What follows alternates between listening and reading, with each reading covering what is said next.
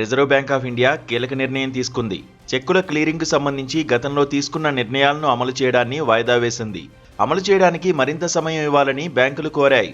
దీంతో ఆర్బీఐ అంగీకరించింది. ఆ వివరాలు ఇలా ఉన్నాయి. కొత్త సంవత్సరం 2026 ప్రారంభం అవుతున్న క్రమంలో ఆర్బీఐ నుంచి మరో కీలక అప్డేట్ వచ్చింది. చెక్కుల క్లియరెన్స్కి సంబంధించి రెండో దశ ప్రక్రియను అమలు చేయడానికి బ్యాంకులకు మరింత సమయం ఇచ్చింది.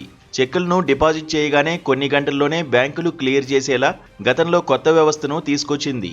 2 దశలుగా దీన్ని అమలు చేయాలని నిర్ణయించగా కొన్ని గంటల్లోనే చెక్కులు క్లియర్ చేసే తొలి దశ వ్యవస్థను ఈ ఏడాది అక్టోబర్ నుంచి చేపడుతోంది.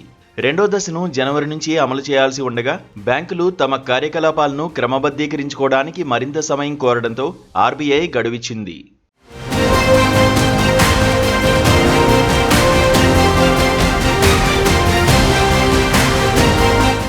గతంలో బ్యాంకుకు వెళ్లి చెక్కు డిపాజిట్ చేసిన 2 రోజులకు డబ్బులు జమ అయ్యేవి.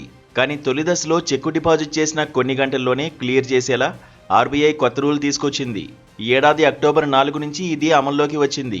ఇక రెండో దశలో కేవలం 3 గంటల్లోనే చెక్కు క్లియర్ చేసే నిర్ణయాన్ని 2026 జనవరి 3 నుంచి అమల్లోకి తీసుకురావాలని ఆర్బీఐ తొలుత నిర్ణయించింది. కానీ తొలి దశ అమల్లో చాలా సమస్యలు బ్యాంకులు ఎదుర్కోవడంతో రెండో దశ అమలు చేసేందుకు సమయం ఇవ్వాలని ఆర్బీఐను బ్యాంకులు కోరాయి.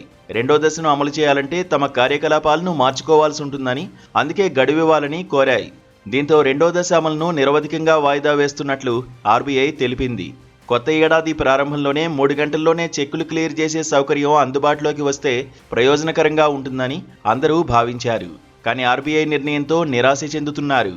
ఆర్బీఐ గతంలో తెచ్చిన రూల్ ప్రకారం ఉదయం 10 గంటల నుంచి సాయంత్రం 4 గంటల వరకు చెక్కుల ప్రజెంటేషన్ సెషన్ ఉంటుంది. ఇక నిర్ధారణ సెషన్ ఉదయం 10 గంటల నుంచి సాయంత్రం 7 గంటల వరకు ఉంటుంది. సాయంత్రం 7 గంటల్లోపు బ్యాంకులు చెక్కులను నిర్ధారించాలి. దీనివల్ల చెక్కు అందజేసిన కొన్ని గంటల్లోనే ప్రాసెస్ చేస్తున్నారు. దీనివల్ల తర్వాతి రోజు చెక్కుల క్లియరింగ్కు సంబంధించి బ్యాంకులకు ఒత్తిడి తగ్గుతుంది.